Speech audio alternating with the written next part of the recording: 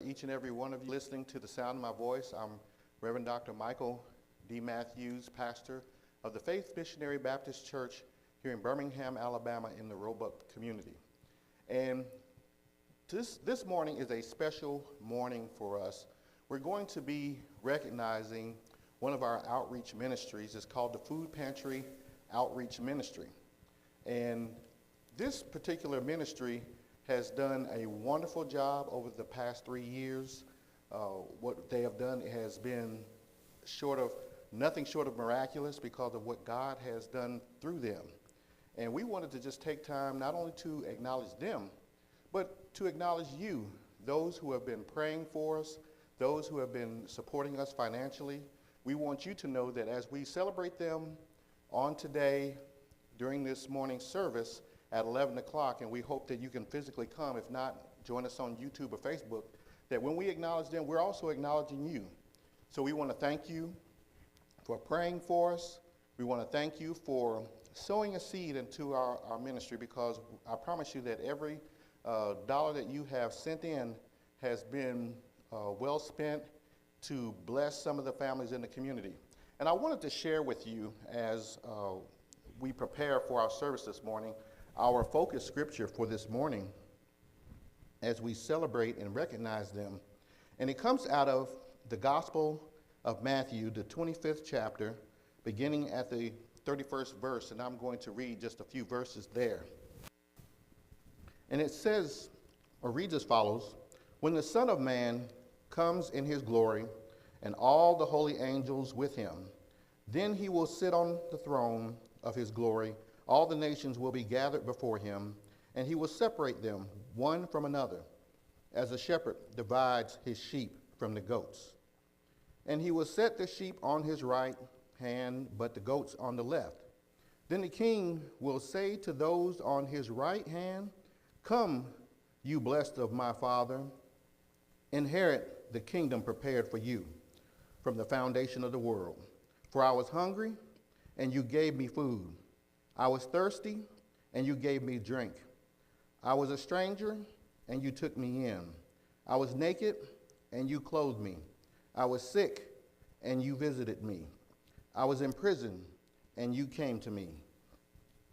Then the righteous will answer him, saying, 'Lord, when did we see you hungry and feed you, or thirsty and give you drink? When did we see you a stranger and take you in, or naked and clothe you?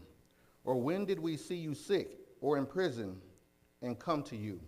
And the king will answer and say to them, 'Assuredly, I say to you, inasmuch as you did it to one of the least of these, my brethren, you did it to me.'"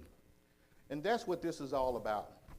We're here to work the work of the Lord who has sent us while it is day, because night is going to come when no man can work. And so I am so proud of our food pantry ministry. We have a couple other outreach ministries in our discipleship class ministry through education, where we help people to learn how to be a disciple of Christ. And that ministry also reaches across state boundaries and other states. And so we're thankful to the Lord for sharing that with us. And we also have our motivational ministry, which helps to encourage people as they try to do what the Lord has called them to do. So we're just so thankful to be able to celebrate and take time to say thankful, or to say thank you.